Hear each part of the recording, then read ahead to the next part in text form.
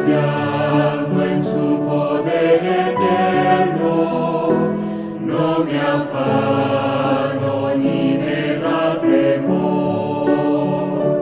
Sobrepuja todo entendimiento la perfecta paz del Salvador. En su amor tan grande e infinito, siempre me dará lo que es mejor.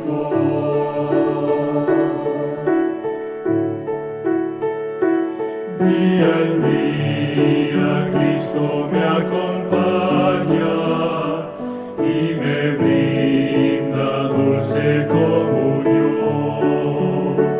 Todos mis cuidados Él los lleva, a Él le entrego mi alma y corazón.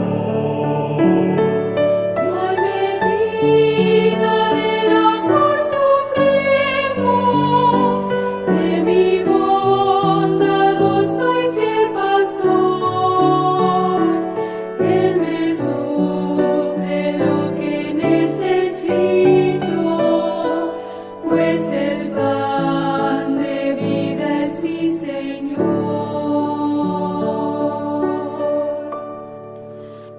Oh Señor, ayúdame este día a vivir de tal manera aquí, que tu nombre esté glorificado, pues anhelo honrarte solo a ti.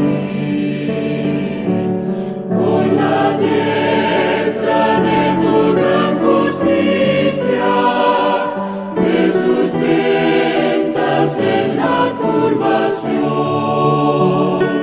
Tus promesas son sostén y guía, siempre en ellas hay consolación.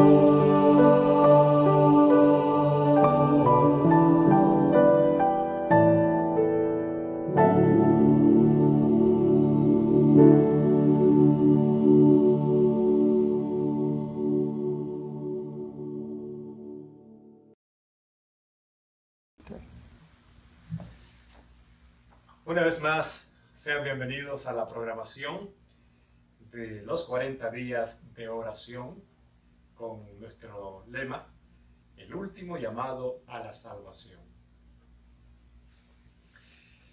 Queremos pedirle que invite a sus amigos, a sus familiares, enviándole este link, y de esta forma haga usted trabajo misionero.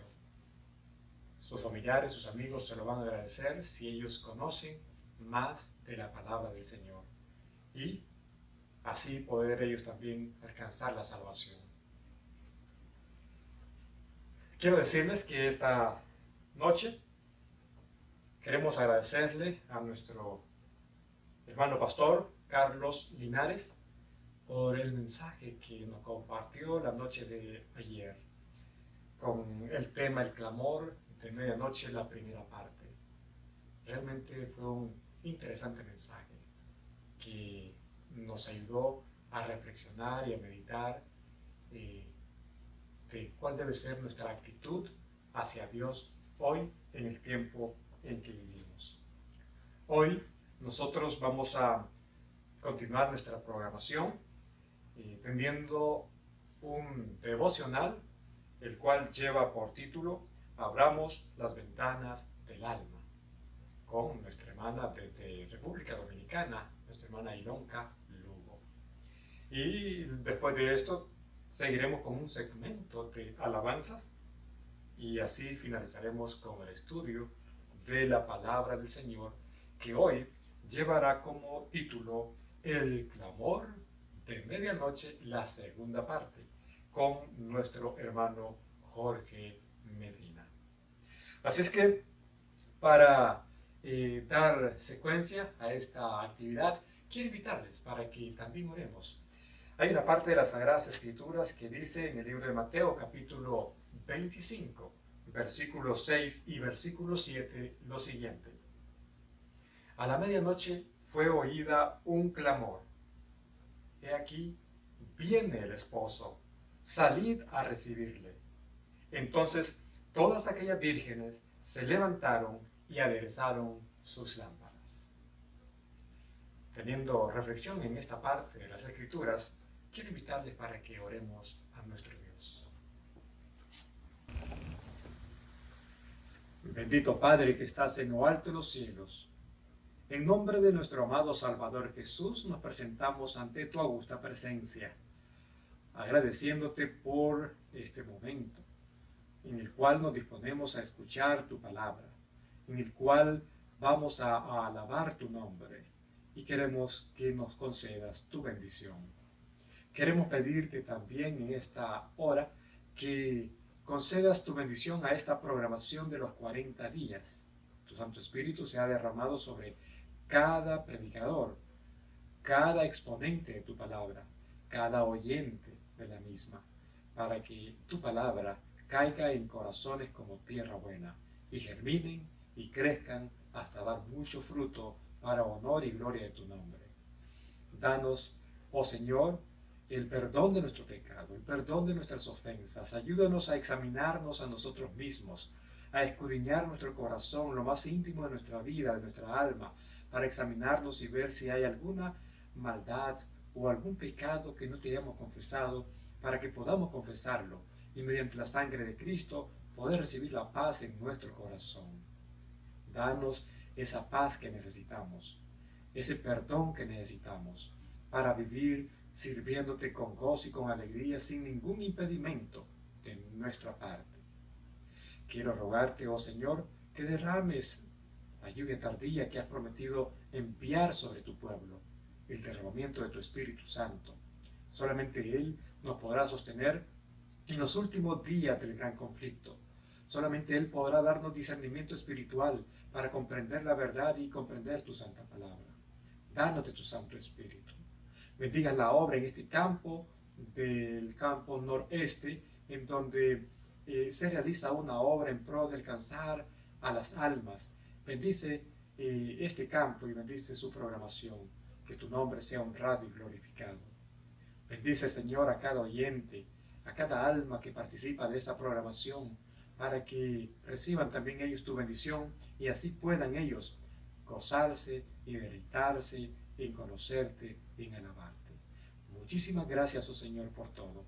En tus manos de amor nos encomendamos y en tus manos de amor entregamos nuestras vidas y entregamos también a aquellos que están enfermos, a aquellos que sufren de una o de otra forma, que tenga de ellos misericordia y sane sus almas y sane también sus cuerpos. Pues lo pedimos no porque somos merecedores, es en nombre y por los méritos santos de nuestro amado Salvador Jesús.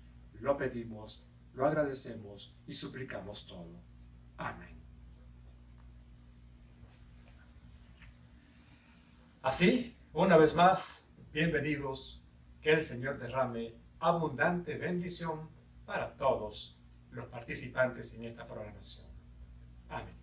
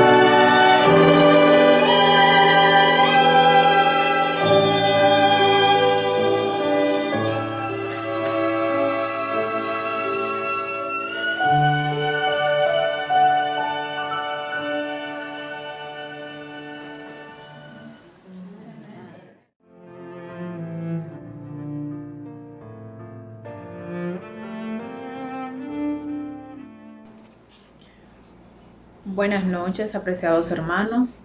Ahora vamos a dar continuidad a esta conferencia de 40 días de oración y vamos a tocar el tema Abramos las ventanas del alma.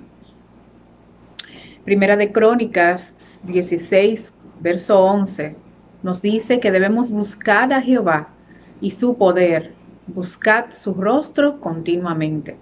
Buscad el poder de aquel que hace en nosotros el querer como el hacer por su buena voluntad. Es el poder que nos puede dirigir y llevar al cielo. Debemos buscarlo.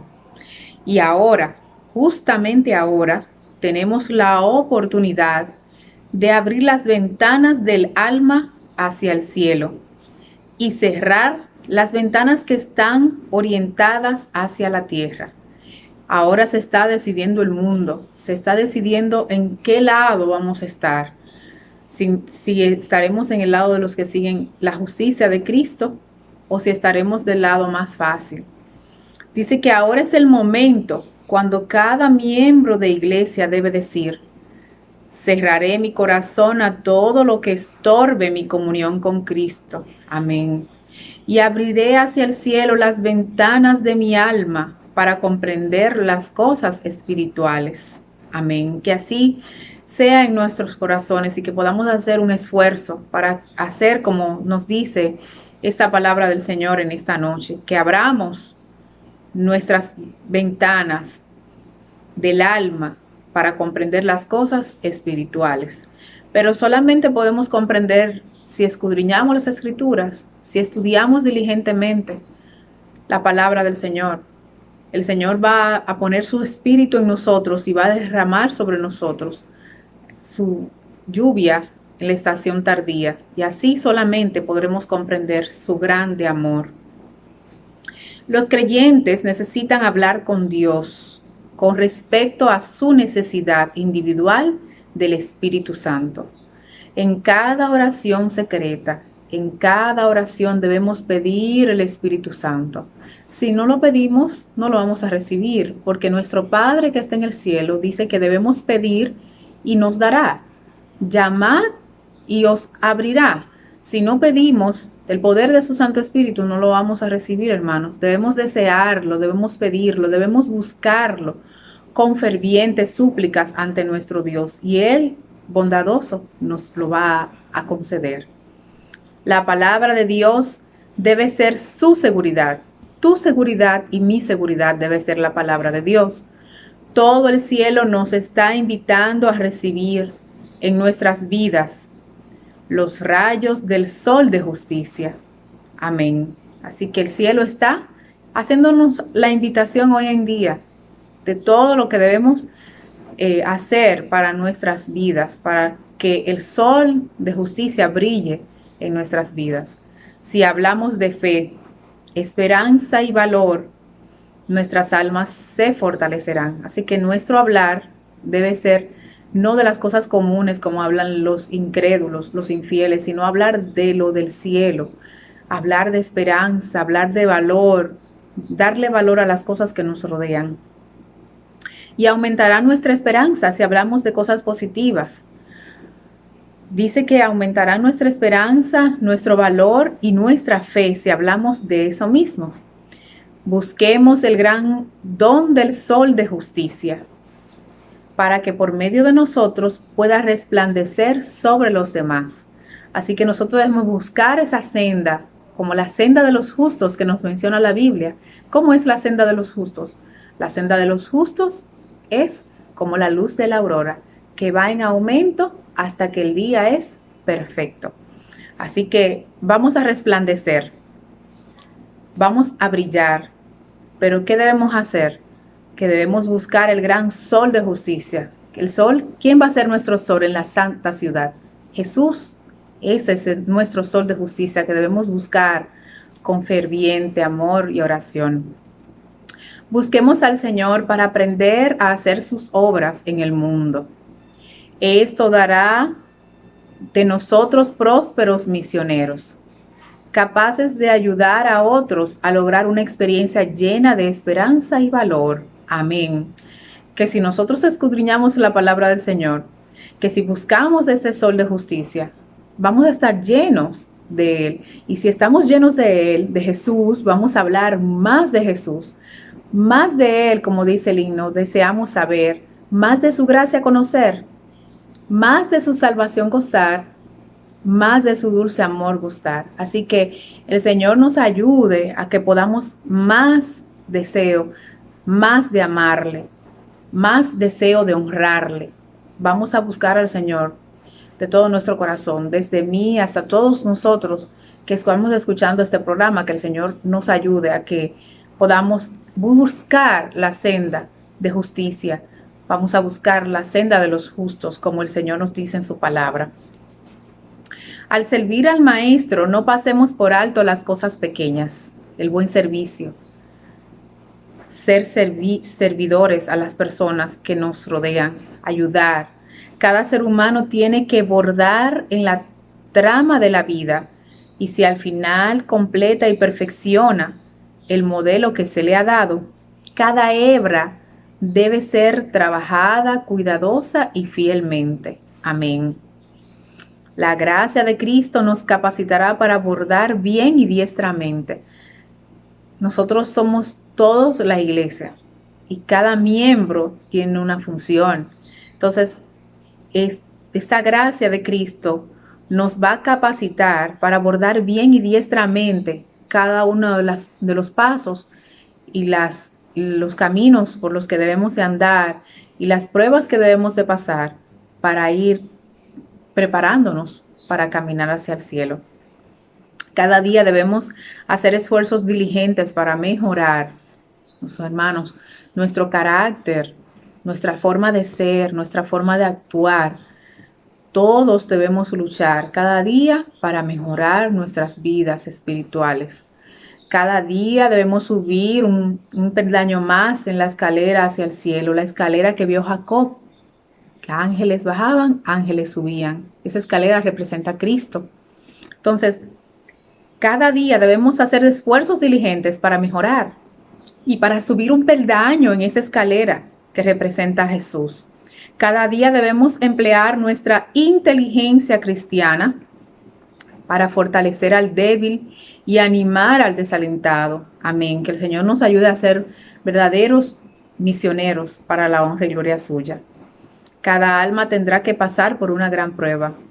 Todos, hermanos, tenemos que pasar por una gran prueba. Dice que si no aprendemos a correr con los de a pie, ¿cómo vamos a correr con los de a caballo? Si no aprendemos a correr con las pequeñitas pruebas que estamos pasando hoy en día, no vamos a poder correr cuando vengan las grandes pruebas, cuando tengamos que perder nuestros trabajos por amor del Señor, cuando tengamos que salir huyendo, dejar nuestras casas, nuestras familias y ser perseguidos por las personas que nos aman, que no entregaron sus vidas al Señor. Entonces, si no nos preparamos con las pequeñas pruebas, si no vemos a Jesús en eso que nos está pasando hoy, si no aprendemos a amar, si no aprendemos a humillarnos ante el Señor, aunque nos sintamos que nos estamos humillando frente a una persona, pero no es frente a una persona, es frente a Jesucristo que nos estamos humillando. Y el Señor toma en cuenta cualquier situación que se nos presente. Él está ahí en medio nuestro, como un poderoso gigante. Dice que debemos pasar por una gran prueba. Entonces, no trabajaremos, velaremos, oraremos y alabaremos al Señor. Amén. Es una pregunta que se nos hace. Si pasamos por esa gran prueba, entonces no trabajaremos, velaremos, oraremos y alabaremos al Señor. Claro que sí, que vamos a hacer esto para la honra y gloria suya. Vamos a estar del lado del Señor. Gracias a esto, nuestra experiencia será sumamente preciosa. Muchos creyentes han sufrido una gran pérdida porque no han buscado fervientemente al Señor con una fe que no puede ser negada. Así que no esperemos que eso suceda en nosotros. Cualquier enfermedad, cualquier situación, cualquier problemática que se nos esté presentando, debemos ponerla en los pies del Señor y el Señor va a obrar eficazmente en favor nuestro. Sí, debemos de ser humildes, humillarnos ante nuestro Señor. Las palabras pronunciadas y las tareas realizadas de forma sencilla, humilde y valerosa infundirán fe en otros corazones. Así, mis hermanos, cuando nosotros hagamos algo que agrade al Señor, un servicio bondadoso a alguien, una ayuda a un vecino, un familiar, los demás ven nuestro ejemplo y ellos también van a incentivar su fe en sus corazones, va a crecer, van a sentirse motivados. Wow, pero el cristianismo es bueno, no es malo. Jesús es bueno. Y ellos van a conocer a Jesús a través de lo que nosotros hagamos delante de ellos. El Señor viene pronto y el corazón natural se debe convertir cada día. Debemos aprender a hablar con la mansedumbre de Cristo. Amén. Que el Señor nos ayude a hablar con su mansedumbre. A veces se nos resulta difícil por medio de nuestros malos rasgos de carácter, pero debemos lograrlo. Como nos dice aquí, cada día debemos hacer un esfuerzo por subir esa escalera hacia la Canaán celestial. Nuestras obras, nuestro espíritu deben dar testimonio de que estamos sirviendo al Señor. Amén. Que el Señor nos bendiga, que nos ayude a través de su poder, su paz, su divina gracia. Podamos ser transformados de gloria en gloria y que podamos crecer así como la senda de los justos, ir creciendo como sale el sol, como la luz de la aurora, que va en aumento hasta que el día es perfecto. Que el Señor nos bendiga y que estas palabras hayan caído en un terreno fértil y que pueda dar frutos dignos de arrepentimiento. Vamos a tener una oración para concluir con este programa en esta noche. Oremos. Padre nuestro que estás en los cielos, alabamos, glorificamos tu nombre y te damos infinitas gracias. Gracias, oh Señor, porque tú hasta aquí has sido bondadoso con nosotros. Gracias por tu amor, tu inmenso amor que diste a tu Hijo para que muera por nosotros en la cruz del Calvario. Aún nosotros siendo malos, tú has sido tan bondadoso y misericordioso con nosotros. En esta noche te pedimos, oh Señor, que tú bendigas a cada alma postrada en su hogar, en el camino, donde quiera que estén todos los hermanos, los enfermos. Tú conoces cada alma, cada situación, cada prueba, cada lucha está en tus manos. Te pedimos, oh Señor, que tú nos des una fe capaz de soportar el hambre, la demora, el cansancio, que podamos esperar en ti y que podamos, Señor, prepararnos para el encuentro contigo.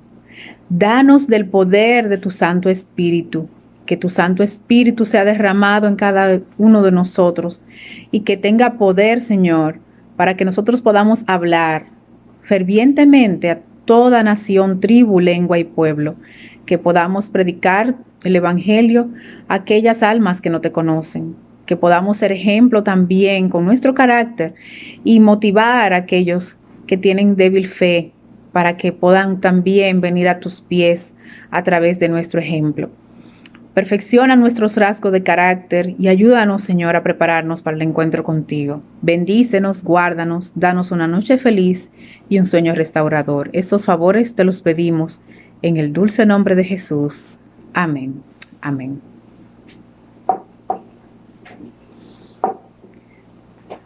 Buenas noches, que el Señor les bendiga y quede con cada uno de nosotros y que su Espíritu Santo se manifieste en nuestros corazones, en nuestras mentes y que podamos escuchar su voz en cada llamado que Él nos da, que podamos venir a sus pies. Que el Señor nos bendiga.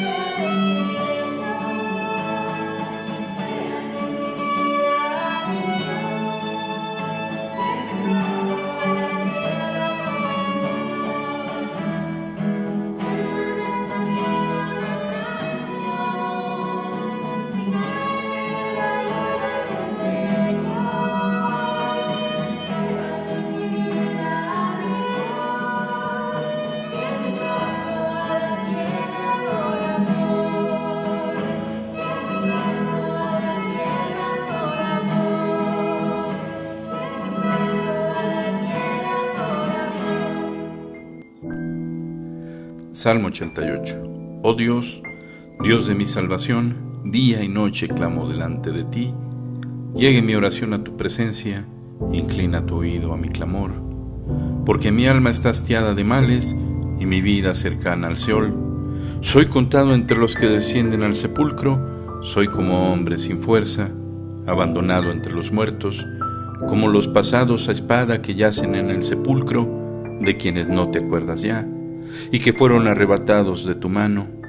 Me has puesto en el hoyo profundo, en tinieblas, en lugares profundos. Sobre mí reposa tu ira, y me has afligido con todas tus ondas, Selah. Has alejado de mí mis conocidos, me has puesto por abominación a ellos, encerrado estoy y no puedo salir. Mis ojos se enfermaron a causa de mi aflicción. Te he llamado, oh Dios, cada día, he extendido a ti mis manos. ¿Manifestarás tus maravillas a los muertos? ¿Se levantarán los muertos para alabarte? Selah. ¿Será contada en el sepulcro tu misericordia, o tu verdad en el Abadón? ¿Serán reconocidas en las tinieblas tus maravillas, y tu justicia en la tierra del olvido? Mas yo a ti he clamado, oh Dios, y de mañana mi oración se presentará delante de ti. ¿Por qué, oh Dios, desechas mi alma? ¿Por qué escondes de mí tu rostro? Yo estoy afligido y menesteroso. Desde la juventud he llevado tus terrores, he estado medroso. Sobre mí han pasado tus iras y me oprimen tus terrores. Me han rodeado como aguas continuamente, a una me han cercado. Has alejado de mí al amigo y al compañero, y a mis conocidos has puesto en tinieblas.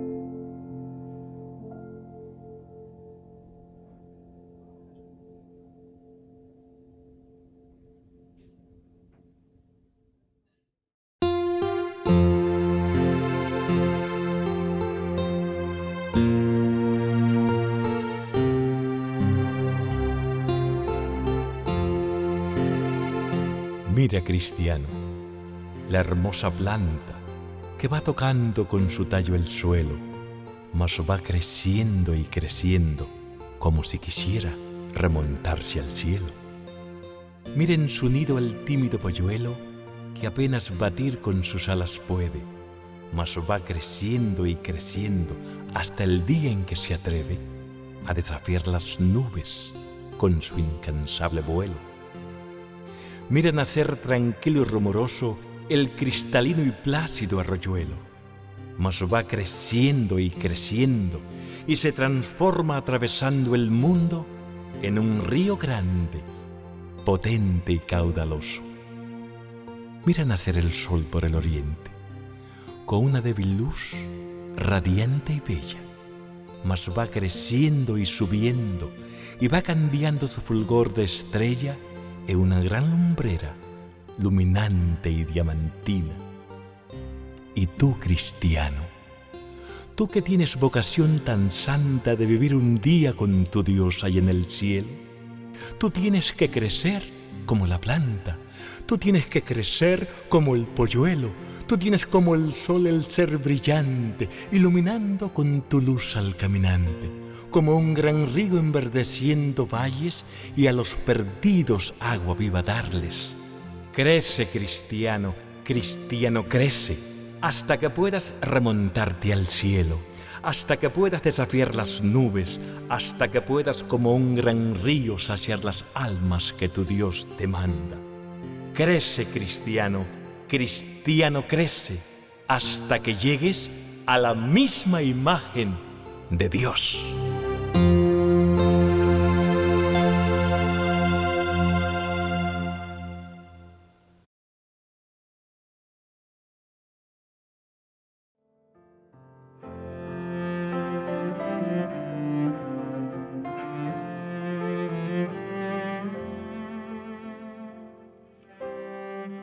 Quizá tu rostro sonriente tan solo pretende tapar un dolor,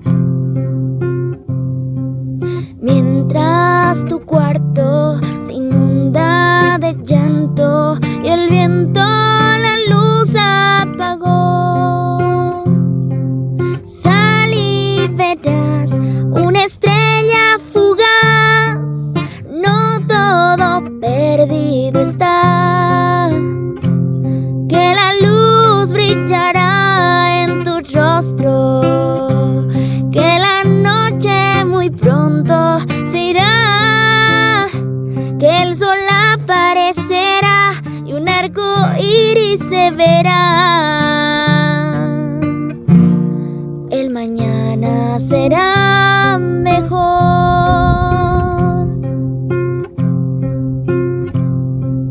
Podrás mirar en las flores los muchos colores que ignoraste ayer. Y esa canción diferente oirás en tu mente, pues serás feliz.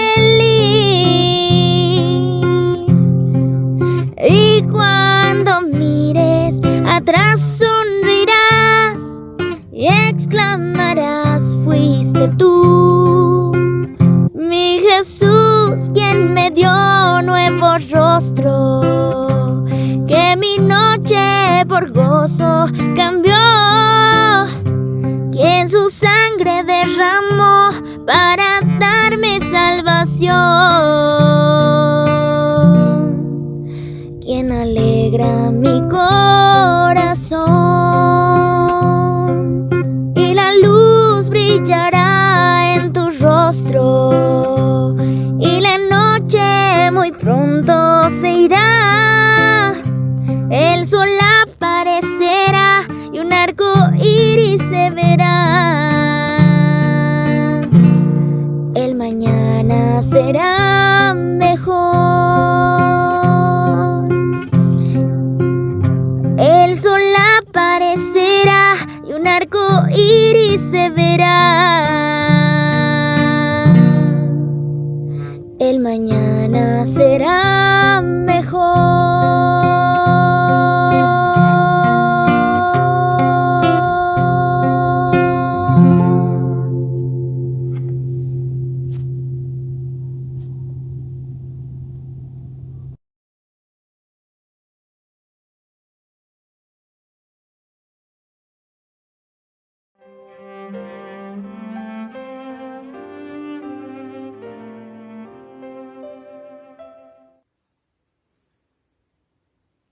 Un saludo muy cordial a todos los hermanos, que la gracia y la paz de Cristo pueda ser con cada uno de ustedes. Doy gracias a Dios por esta oportunidad de poder dirigirme a través de este medio para poder compartir el mensaje de la palabra del Señor. En esta oportunidad veremos el mensaje titulado El clamor de medianoche.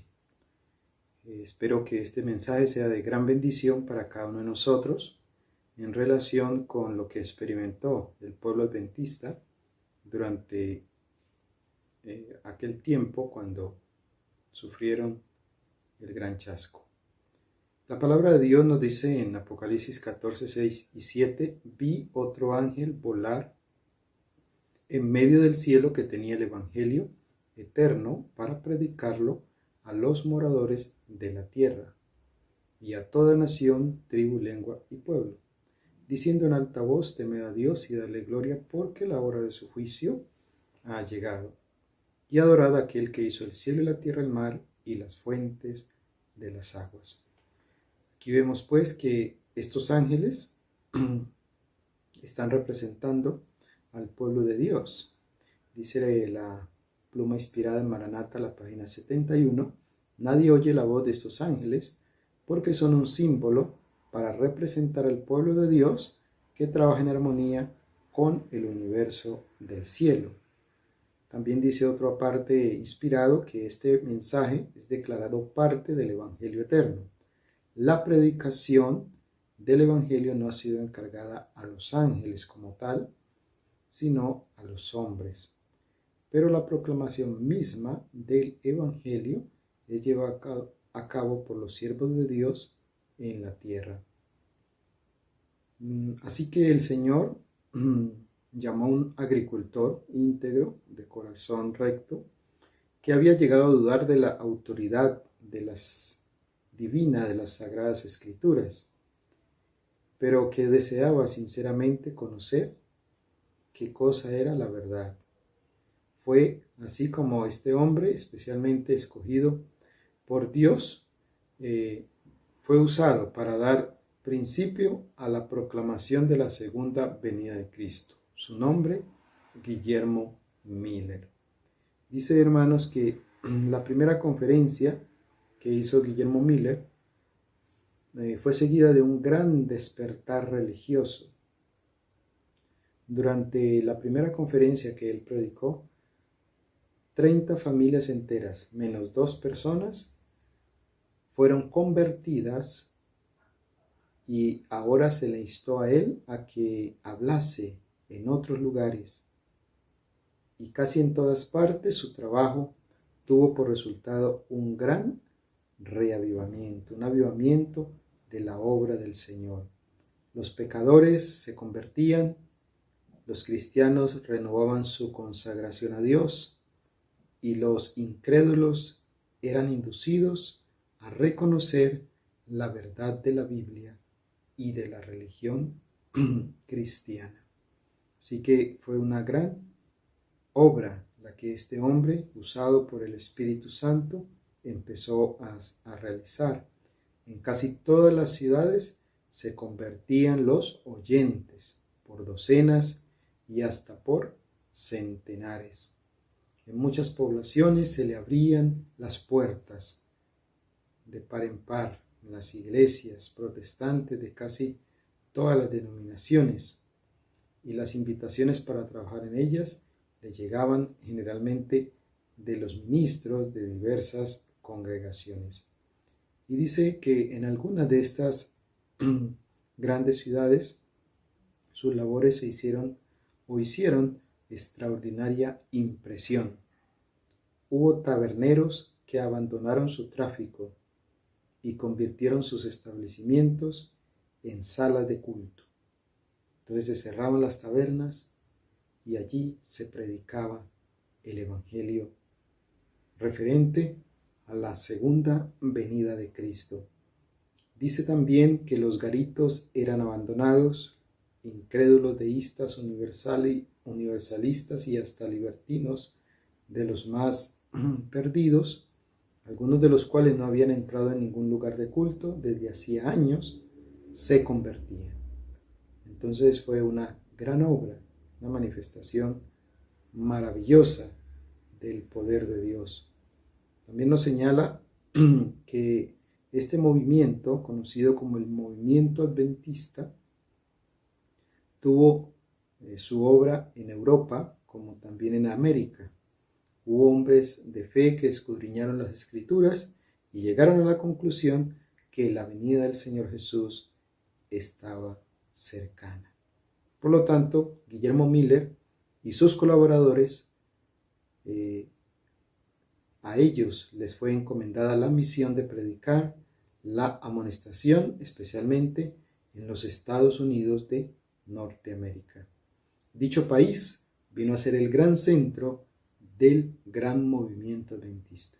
Entonces, aunque la obra era extensiva, era una obra prácticamente que universal en muchos países, el movimiento adventista tuvo su centro especialmente en los Estados Unidos, y allí fue donde la profecía del primer ángel tuvo su cumplimiento más directo. Los escritos de Miller y de sus compañeros se propagaron hasta en países lejanos. Donde quiera que hubiesen penetrado misioneros, allá fueron llevadas las nuevas de la pronta venida de Cristo. Por todas partes fue predicado el mensaje del Evangelio eterno: temed a Dios y dadle gloria, porque la hora de su juicio ha llegado. Por todas partes se oía el testimonio escrutador que amonestaba a los pecadores, tanto mundanos como miembros de iglesia, para que huyesen de la ira venidera. Sus llamamientos conmovedores contrastaban notablemente con las seguridades de paz y salvación que se oían desde los púlpitos populares, y donde quiera que se proclamaba el mensaje, conmovía al pueblo. Por lo tanto, hermanos, esta obra estaba realmente guiada por el Espíritu Santo. Dice que el testimonio sencillo y directo de las Sagradas Escrituras, inculcado en el corazón de los hombres por el poder del Espíritu Santo, producía una fuerza de convicción a la que pocos podían resistir. Personas que profesaban cierta religiosidad fueron despertadas de su falsa seguridad. Vieron su apostasía, vieron su mundanalidad, vieron su orgullo, ¿verdad? Su egoísmo. Y muchos buscaron al Señor con un verdadero arrepentimiento y humillación. El apego que por tanto tiempo se había dejado sentir por las cosas terrenales dejó entonces de existir, y ahora se dirigieron hacia las cosas celestiales. El Espíritu de Dios descansaba sobre ellos, y con corazones ablandados y subyugados se unían para exclamar: temed a Dios y dadle gloria. Los pecadores preguntaban llorando: ¿qué debo hacer yo para ser salvo? Aquellos cuyas vidas se habían hecho notar por su mala fe deseaban hacer restituciones. Se hacían sentidas confesiones, y los miembros de la familia trabajaban por la salvación de los más cercanos y más queridos. A menudo se oían voces de ardiente intercesión. Por todas partes había almas que con angustia luchaban con Dios. Muchos pasaban toda la noche en oración para tener la seguridad de que sus propios pecados eran perdonados, o para obtener la conversión de sus parientes o vecinos. Qué maravilloso, ¿verdad? Espíritu de oración, el que se experimentó en aquel entonces bajo la proclamación del mensaje del primer ángel, bajo el liderazgo de Guillermo Miller y de otros que se le unieron para poder proclamar este mensaje que Dios puso en sus manos. Cuando hubo pasado el tiempo en que al principio se había esperado la venida del Señor, la primavera de 1844, entonces los que así habían esperado con su fe su advenimiento se vieron envueltos durante algún tiempo en la duda y la incertidumbre. Entonces, después de Miller escudriñar, después de Miller investigar en la palabra de Dios, encontró que el Señor Jesús vendría para el año 1844. Y la primavera de aquel año era el tiempo que habían destinado o habían concluido que Jesús vendría. Pero cuando no ocurrió esto, entonces hubo un chasco, ¿verdad? Mientras que el mundo los consideraba como completamente derrotados, como si hubiesen probado que habían estado acariciando un engaño, la fuente de su consuelo seguía siendo la palabra de Dios. Muchos continuaron escudriñando las Santas Escrituras, examinando de nuevo las pruebas de su fe y estudiando detenidamente las profecías para obtener más luz. Así que el testimonio de la Biblia, en apoyo de su actitud, parecía claro y concluyente. Había señales que no podían ser mal interpretadas y que daban como cercana la venida de Cristo. Por lo tanto, hermanos, ellos estaban convencidos que la mano de Dios era que los había guiado hasta ese momento. Pero en línea general, las iglesias, especialmente en los Estados Unidos, no aceptaron la amonestación, ¿sí?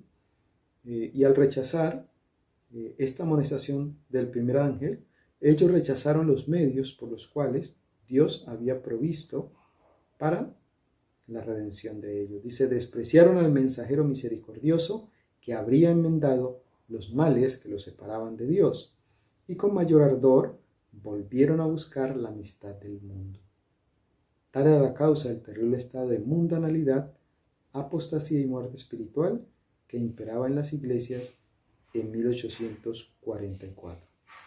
Así que, hermanos, Apocalipsis 14:8 nos dice, y otro ángel le siguió diciendo, ¿verdad?, al primer ángel, ha caído Babilonia, aquella gran ciudad, porque ha dado de beber a todas las naciones del vino del furor de su fornicación. Es así pues que el mensaje del segundo ángel de Apocalipsis 14 fue proclamado por primera vez en el verano de 1844 y se aplicaba entonces más particularmente a las iglesias de los Estados Unidos de Norteamérica, donde la amonestación había sido más ampliamente proclamada, pero a la vez también más generalmente rechazada, y donde el decaimiento de las iglesias había sido más rápido. Pero cuando los ministros y los directores de aquellas se declararon contra la doctrina del advenimiento y quisieron sofocar el nuevo movimiento, no solo se opusieron a ella desde el púlpito, sino que además negaron a sus miembros el derecho de asistir a predicaciones sobre ella y hasta de hablar de sus esperanzas en las reuniones de edificación mutua en la iglesia. Así se vieron reducidos los creyentes a una situación crítica que les causaba gran perplejidad. No podían considerar como constituyendo la iglesia de Cristo a los que trataban de rechazar el testimonio de la palabra de Dios, columna y apoyo de la verdad.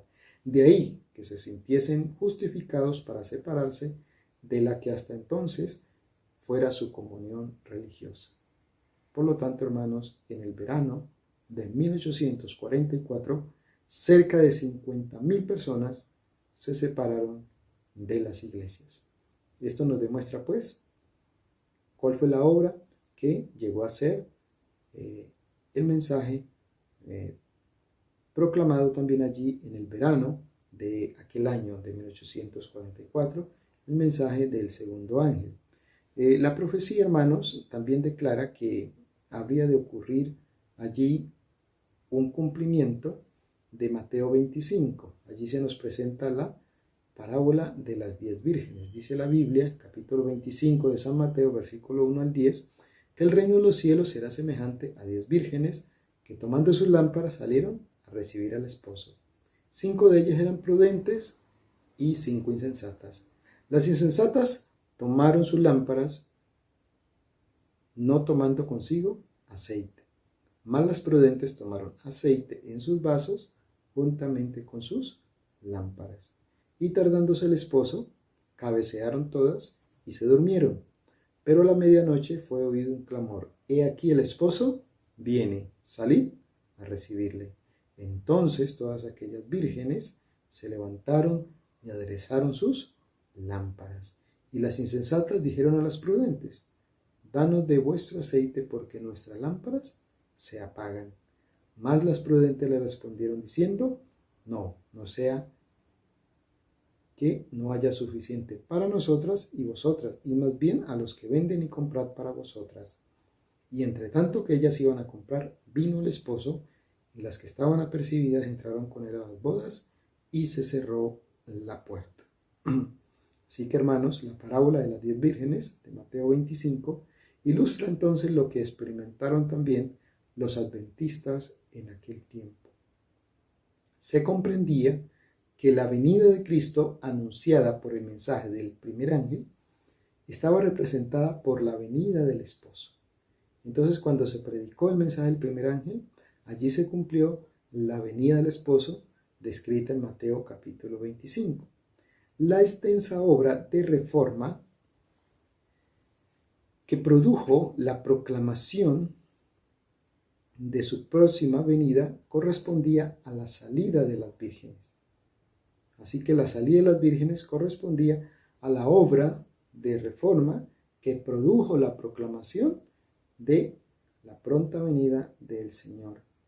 Tanto en esta parábola como en la de Mateo 24 se representan dos clases de personas.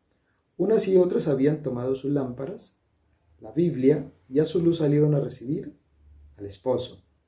Pero mientras que las insensatas, cuando tomaron sus lámparas, no tomaron consigo aceite, las prudentes tomaron aceite en sus vasijas juntamente con sus lámparas. O sea que estas últimas habían recibido la gracia de Dios, o sea, las prudentes, el poder regenerador e iluminador del Espíritu Santo, que convertía su palabra en una antorcha para los pies y una luz en la senda. A fin de conocer la verdad, habían estudiado las Escrituras en el temor de Dios y habían procurado con ardor que hubiese pureza en su corazón y su vida. Tenían experiencia personal, fe en Dios y también en su palabra. Y esto no podían borrarlo, el desengaño y la dilación. Por lo tanto, hermanos, dice que en cuanto a las otras vírgenes, o sea, las insensatas, cuando tomaron sus lámparas, no tomaron consigo el aceite. Habían obrado realmente por impulso, ¿sí? En esta situación, cuando se proclamó el mensaje del primer ángel. Sus temores habían sido despertados por el solemne mensaje, pero se habían apoyado en la fe de sus hermanas, satisfechas con la luz vacilante de las buenas emociones y sin comprender a fondo la verdad y sin que la gracia hubiese obrado verdaderamente en sus corazones. Habían salido a recibir al Señor, llenas de esperanza, ¿sí? En la perspectiva de una recompensa, pero inmediata. Pero como el Señor se tardó, no estaban preparadas para la tardanza ni para el contratiempo, ¿sí? Cuando vinieron las pruebas, ¿qué pasó con su fe? Vaciló, ¿sí? Y sus luces se debilitaron. Tardándose después el esposo, dice la Biblia, cabecearon todas y se durmieron.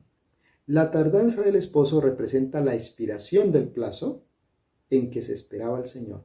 Recordemos que ellos esperaban al Señor para la primavera de 1844. Como Jesús no vino, entonces ocurrió una tardanza, ¿sí? Y en ese momento de incertidumbre, el interés de los superficiales y de los sinceros, a medias, empezó a vacilar y cejaron en sus esfuerzos. Pero aquellos cuya fe descansaba en un conocimiento personal de la Biblia, tenían bajo los pies una roca que no podía ser barrida por las olas de la contrariedad. Cabecearon todas y se durmieron. Una clase de cristianos se sumió en la indiferencia y abandonó su fe, pero la otra siguió esperando pacientemente hasta que se le diese mayor luz. Sin embargo, en la noche de la prueba, esta segunda categoría pareció perder hasta cierto punto su ardor y su devoción. Entonces, hermanos, ¿qué pasó cuando cabecearon todas? Realmente los que no habían sido fieles finalmente abandonaron, ¿cierto? En ese momento, dice aquí la pluma inspirada, que se sumieron en la indiferencia, abandonaron su fe y a su vez los que siguieron esperando fieles se habían tornado hasta cierto punto, habían dejado su fervor, habían dejado su devoción antigua y en ese sentido también estaban dormidos. Por lo tanto, en ese momento cada cual debía sostenerse por sí mismo o caer finalmente. Pero, ¿qué dice la profecía? En Habacuc 2:3 dice que aunque la visión tardare, aún por un tiempo, ellos debían esperar, ¿sí? Porque el Señor no iba a mentir. Aunque se tardare, dice, espéralo, que sin duda vendrá, no tardará. También en Ezequiel dice la palabra de Dios en el capítulo 12, versículo 27 y 28, Hijo de hombre, he aquí que los de la casa de Israel dicen, la visión que éste ve es para muchos días y para lejanos tiempos, profetiza éste. Por tanto, diles, así dice Jehová el Señor, no se dilatarán más todas mis palabras. La palabra que yo hablé se cumplirá, dice Jehová el Señor. Así que los que esperaban se regocijaron en la creencia de que aquel que conoce el fin desde el principio había mirado a través de los siglos y previendo su contrariedad les había dado palabras de valor y de esperanza. De no haber sido por estos pasajes, hermanos, que acabamos de leer de las Santas Escrituras, que los exhortaban a ellos a no desmayar, a seguir investigando, a que siguieran esperando con paciencia y con una firme confianza en la palabra de Dios, realmente su fe habría cejado en la hora de prueba.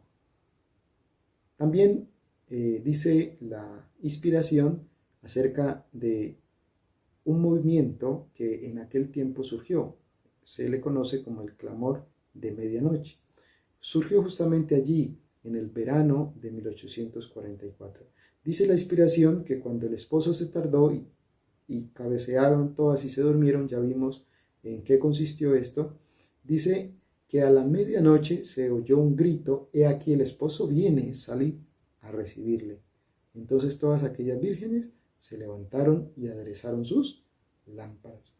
Por lo tanto, en el verano de 1844, a mediados de la época, comprendida entre el tiempo en que se había supuesto, primero, que terminarían los 2300 años o días, y el otoño del mismo año, hasta donde descubrieron después que se extendía, el mensaje fue proclamado en los términos mismos de la Escritura, he aquí que viene el esposo. Así que en 1844, pues, en el verano, se proclamó el mensaje también de San Mateo capítulo 25, he aquí viene el esposo. Y lo que condujo a este movimiento fue el haberse dado cuenta de algo. Resulta que ellos siguieron investigando, los que habían sido prudentes, ¿verdad?, representados por las vírgenes prudentes, y llegaron a la conclusión de que como el decreto dado por Artajerjes en la reconstrucción de Jerusalén era el tiempo en el cual iniciaban las 2300 tardes y mañanas, pero que era el otoño de aquel año, ¿sí?, del 457, por lo tanto también debía concluir en el otoño. Así que contando desde el 457, en el otoño, los 2300 años concluían en el otoño de 1844, más y no en la primavera como ellos inicialmente habían fijado la fecha. Así que bajo el régimen mosaico,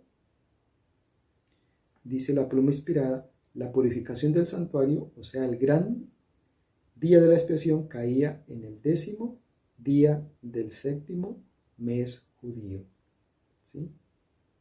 Así que cuando el sumo sacerdote, habiendo hecho expiación por todo el pueblo, y habiendo quitado así sus pecados del santuario, salía a bendecir el pueblo, así se creyó que Cristo, nuestro sumo sacerdote, aparecería para purificar la tierra por medio de la destrucción del pecado y de los pecadores, y para conceder la inmortalidad a su pueblo que le esperaba.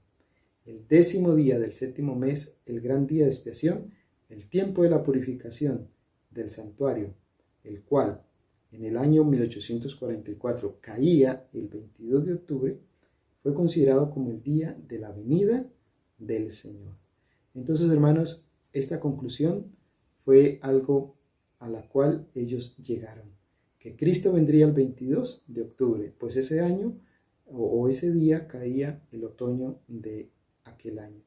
Esto estaba en consonancia con las pruebas ya presentadas de que los 2300 días terminarían en el otoño, y la conclusión parecía irrebatible, ¿sí? Esto estaba de acuerdo con los argumentos que se acababan de presentar y que se basaban tanto en las profecías como en los símbolos.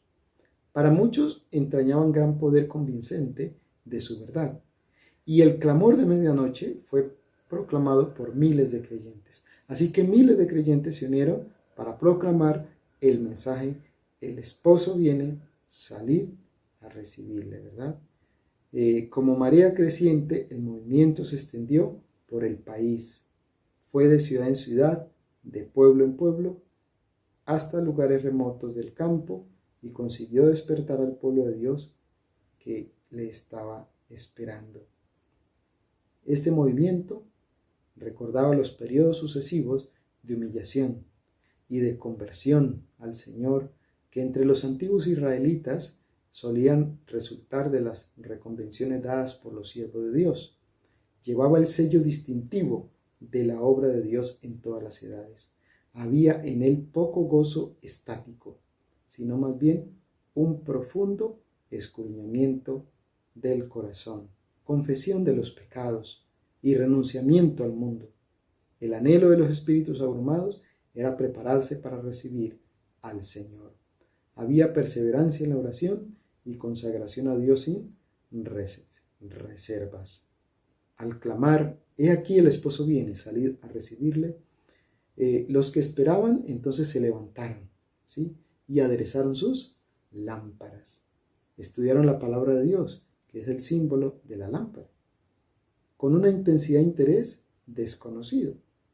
La obra no descansaba en la sabiduría o el conocimiento de los hombres, sino en el poder de Dios. No fueron los de mayor talento, sino los más humildes y piadosos los que oyeron y obedecieron primero el llamamiento. Dice la inspiración: los campesinos abandonaban sus cosechas en los campos, los artesanos dejaban sus herramientas y con lágrimas y gozo iban a proclamar y a pregonar el aviso. Los que anteriormente habían encabezado la causa fueron los últimos en unirse a este movimiento. Las iglesias en general cerraron sus puertas a este mensaje y muchos de los que lo aceptaron se separaron de sus congregaciones. En la providencia de Dios, esta proclamación se unió con el segundo mensaje angélico y dio poder a la obra de Dios. Así que en aquel tiempo el Espíritu Santo pues obró, descendió en los cristianos, y el poder suavizador y su juzgador del Espíritu Santo cambiaba los corazones y sus bendiciones eran dispensadas de una manera abundante sobre los fieles creyentes. Pero un desengaño más les estaba reservado. El tiempo de espera pasó y el Salvador no apareció. Cristo no vino para el 22 de octubre de aquel año. Por lo tanto, con confianza inquebrantable, habían esperado su venida. Y ahora sentían lo que sintió María, ¿verdad?, cuando al salir al sepulcro del Salvador y encontrándolo vacío, exclamó llorando: se han llevado a mi Señor y no sé dónde le han puesto. Esa también fue la experiencia de los cristianos bajo el gran chasco del 22 de octubre. Dice que un número notable de los que habían profesado creer en la próxima venida del Señor abandonaron entonces su fe. Algunos que habían tenido mucha confianza quedaron tan hondamente heridos en su orgullo que hubieran querido huir del mundo. Como Jonás, se quejaban de Dios y habrían preferido la muerte a la vida. Los que habían fundado su fe en opiniones ajenas y no en la palabra de Dios, estaban listos para cambiar otra vez de parecer. Así que las profecías se cumplieron, así como los discípulos sufrieron un gran chasco cuando Jesús, en vez de ser llevado al trono de David, fue llevado a la cruz. Así también Miller y sus compañeros cumplieron las profecías referentes a el mensaje que debía proclamarse en aquel tiempo acerca del primero y el segundo ángel. Pero aunque muchos, al ser muy tentados, abandonaron su fe, hubo algunos que permanecieron firmes. Los frutos del movimiento adventista, el espíritu de humildad, el examen del corazón, la renunciación al mundo y la reforma de la vida que habían acompañado la obra, probaban que era de Dios. Por lo tanto, hermanos, realmente ellos no se negaron a reconocer quizá que habían sido engañados. Realmente Dios los había conducido, el Señor estaba al control y había permitido, ¿verdad? Había probado a su pueblo y su fe fue realmente allí probada. Y se vio si en la hora de la aflicción ellos iban a retroceder, ¿sí? O si realmente proseguirían hacia adelante, confiando en la palabra de Dios. Dice también, hablando Guillermo Miller, acerca de la experiencia vivida allí, si tuviese que volver, dijo él, a empezar mi vida con las mismas pruebas que tuve entonces, para ser de buena fe para con Dios y los hombres, tendría que hacer lo que hice. Aunque me chasqueé 2 veces, escribió este hombre de Dios, no estoy aún abatido ni desanimado. Mi esperanza en la venida de Cristo es tan firme como siempre. Así que, hermanos, Dios había dirigido a su pueblo. Dios había dirigido este gran movimiento adventista.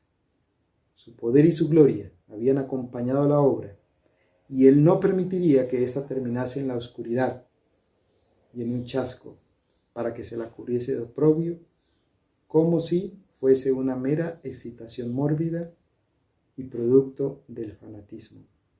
No iba a dejar envuelta su palabra en las dudas y en la incertidumbre. Aunque muchos abandonaron sus primeros cálculos de los periodos proféticos y se negaron a seguir con el movimiento, entonces otros continuaron orando con fervor, volvieron a considerar su situación y estudiaron las Santas Escrituras para descubrir dónde había estado el error. Y como no encontraron ninguno en sus cálculos de los periodos proféticos, fueron inducidos a examinar más de cerca la cuestión del santuario, ¿sí? O sea que el asunto los llevó a investigar el asunto del santuario en relación si había algún texto que se aplicara a la tierra como santuario, y no encontraron ninguno. En sus investigaciones vieron que en las Santas Escrituras no hay prueba alguna en apoyo de la creencia general de que la tierra es el santuario, pero encontraron en la Biblia una explicación completa de la cuestión del santuario, ¿sí? Su naturaleza, su situación y sus servicios. Así que, como la profecía de Daniel 8:14 se cumple en esta dispensación, el santuario al cual se refiere debe ser el santuario del nuevo pacto. Cuando terminaron los 2300 días, en 1844, hacía muchos siglos que no había santuario en la tierra, de manera que la profecía, hasta 2300 tardes y mañanas, luego el santuario será purificado, se refiere indudablemente al santuario que está en el cielo, ¿sí? Así que esa fue la conclusión y la luz que Dios les dio a aquellos siervos y a aquellos pioneros. Como los discípulos de Jesús, después de la noche terrible de su angustia y desengaño, se gozaron viendo al Señor, así también se regocijaban ahora los que habían esperado con fe su segunda venida. Habían esperado que vendría en gloria para recompensar a sus siervos. Como sus esperanzas fueran chasqueadas, perdieron de vista a Jesús. Y como María al lado del sepulcro exclamaron, se han llevado a mi Señor y no sé dónde lo han puesto, entonces en el lugar santísimo contemplaron otra vez a su compasivo sumo sacerdote, que debía aparecer pronto como su rey y como su libertador. La luz del santuario iluminaba lo pasado, lo presente y lo porvenir. Supieron que Dios les había guiado por su providencia infalible. Aunque como los primeros discípulos, ellos mismos no habían comprendido el mensaje que daban, este había sido correcto en todo sentido. Reengendrados en esperanza viva, se regocijaron con gozo inefable y glorificado. Así que, hermanos, la profecía se cumplió y el error había estado realmente no en el cómputo, sino en el acontecimiento que debería verificarse al final de los 2300 años. Así que la venida de Cristo como nuestro sumo sacerdote al lugar santísimo para la purificación del santuario, de la que se habla en Daniel 8:14, entonces es de igual manera la profecía relacionada con Daniel 7:13 y en Malaquías, donde se describe la venida de Cristo, en este caso, a las bodas, también descrita en Mateo capítulo 25. En el verano y otoño de 1844 fue hecha esta proclamación: he aquí que viene el esposo. Así que se conocieron entonces las dos clases de personas que estaban representadas por las vírgenes prudentes y fatuas. La una esperaba con regocijo, ¿sí? Y la otra, presa del temor y obrando por impulso, se habían dado por satisfechas con una teoría de la verdad, pero estaban destituidas de la gracia de Dios. La boda representa el acto de ser investido Cristo con la dignidad de rey, ¿sí? Entonces, la santa ciudad, la Nueva Jerusalén, que es la capital del reino, y lo representa, se llama la novia, la esposa del Cordero. Entonces, en ese sentido, el esposo es Cristo. La novia o la esposa es la Nueva Jerusalén y los convidados a las bodas, pues somos o eran en aquel momento aquellos que estaban escuchando el mensaje, pero a la vez tiene una aplicación para nosotros en nuestros días. Por lo tanto, también nosotros somos invitados a las bodas del Cordero. En estos momentos Cristo está justamente recibiendo el reino. La profecía dice que Jesús, en Apocalipsis 3:8, he aquí ha dado una puerta abierta, la cual nadie puede cerrar, porque aunque tienes poca fuerza, has guardado mi palabra y no has negado mi nombre. Así que la puerta se cerró.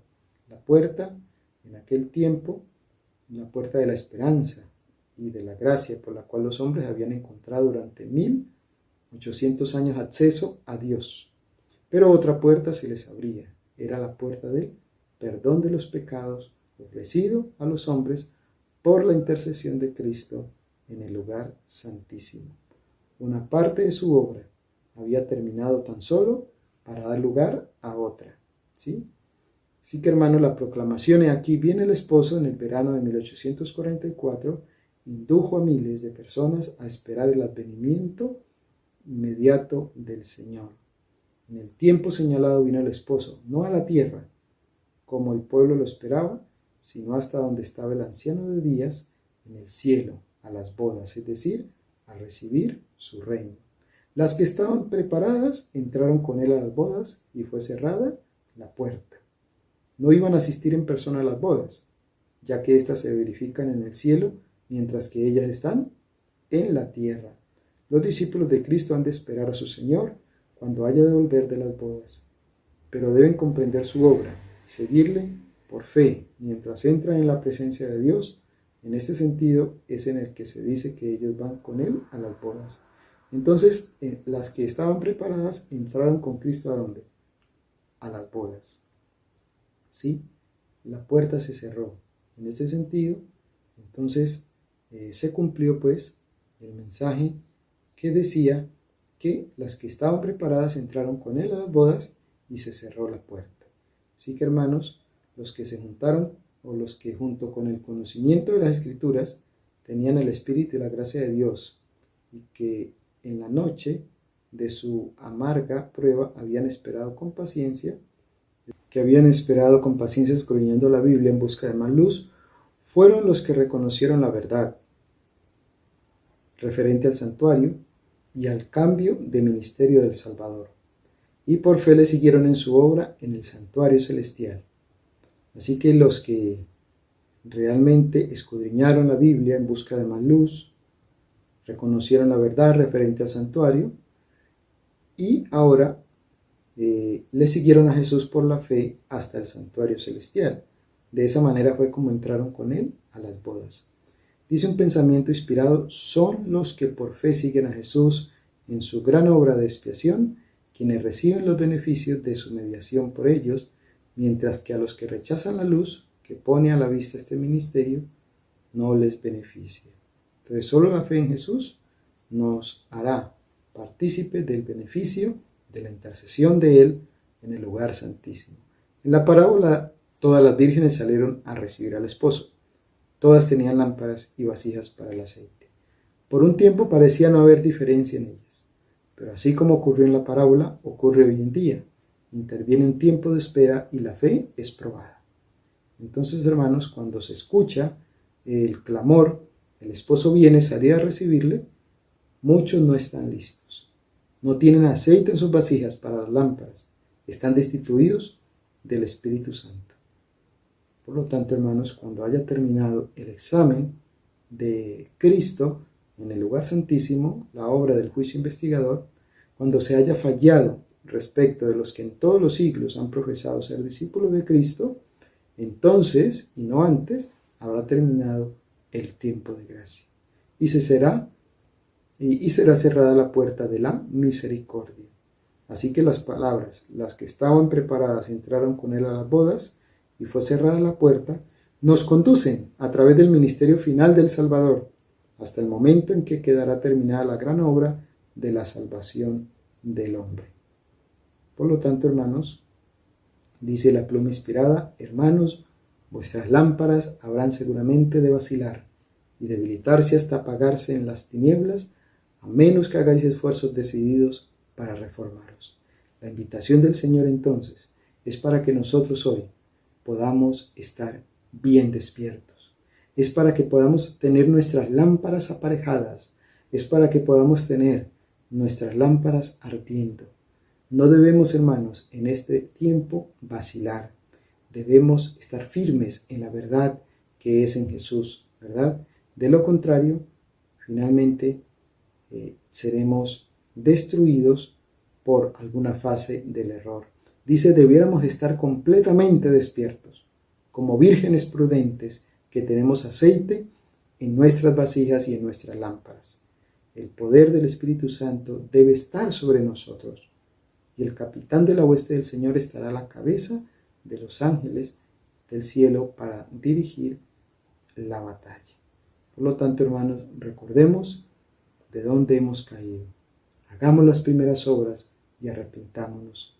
La oportunidad que se presente ahora puede ser corta. Si estos momentos de gracia y arrepentimiento pasan sin aprovecharse, se da la amonestación: pues si no, vendré presto a ti y quitaré tu candelero de su lugar. Advierten solemnemente a las iglesias y a las personas que el que vela y nunca dormita está midiendo su conducta. Su paciencia guardará tan solo poco tiempo más. Preciados hermanos, que Dios nos bendiga. Que la gracia y el poder del Espíritu Santo pueda hacer en cada uno de nuestros corazones. Que aprendamos de la historia del pueblo de Dios en el pasado, para que no cometamos los mismos errores que ellos cometieron. Para que entendamos que únicamente mediante la gracia de Cristo, que únicamente en la medida en que nuestros pies estén asentados en la roca firme y eterna que es Cristo Jesús, podremos permanecer firmes. Podemos ser tenidos como vírgenes prudentes que esperan en la medianoche del mundo, ¿verdad?, a su Señor en las nubes de los cielos.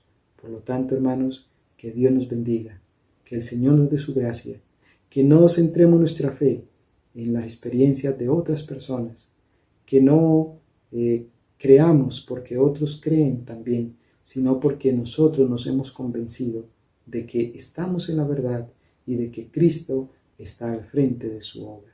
Que Dios nos ayude, que este mensaje pueda ser de gran bendición para cada uno de ustedes y que por la gracia de Dios podamos juntos prepararnos para el encuentro con Jesús muy pronto en la nube de los cielos. Que Dios les bendiga, es mi sincero deseo.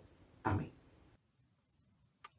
Le damos gracias al hermano Jorge Mina por la presentación de este mensaje. Vemos que una parábola corta tiene un largo historial detrás de ella. Y lo interesante es que también se puede aplicar para nuestros días. Dios es sabio y Él sabe el principio del futuro.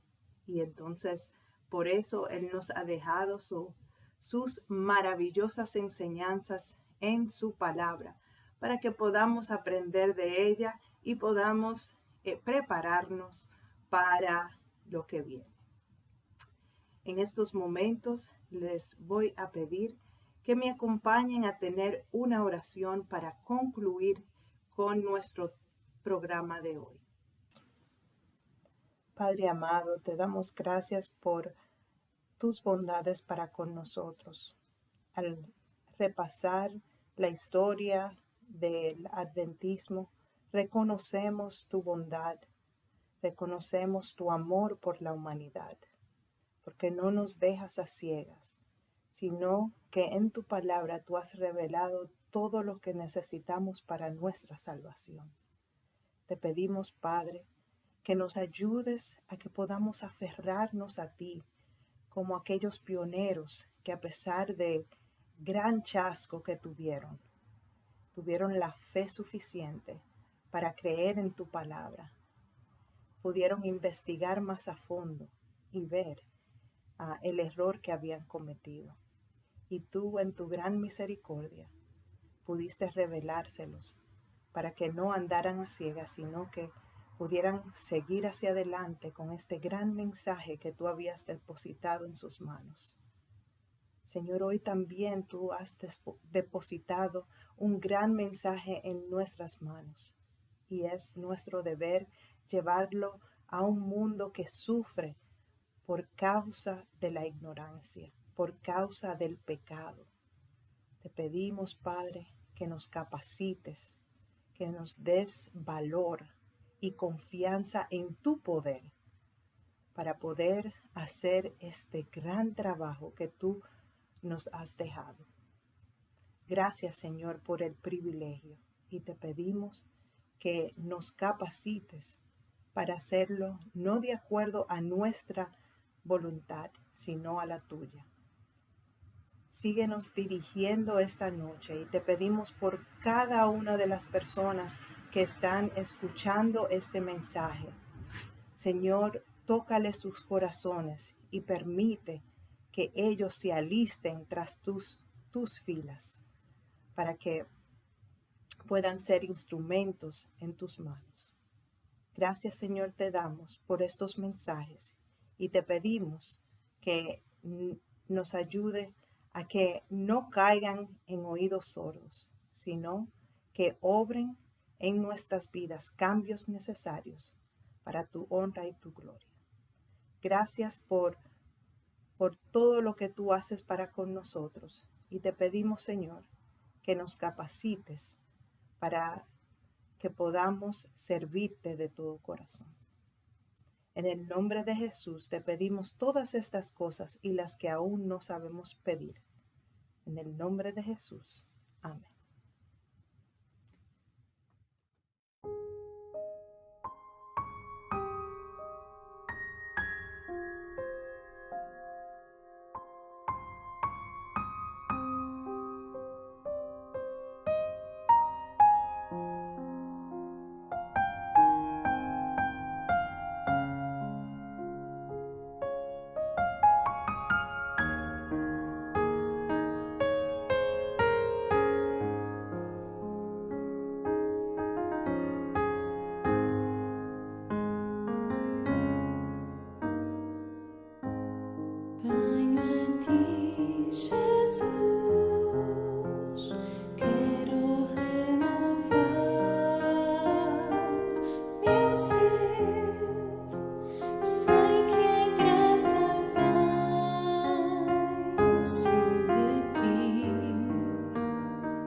是。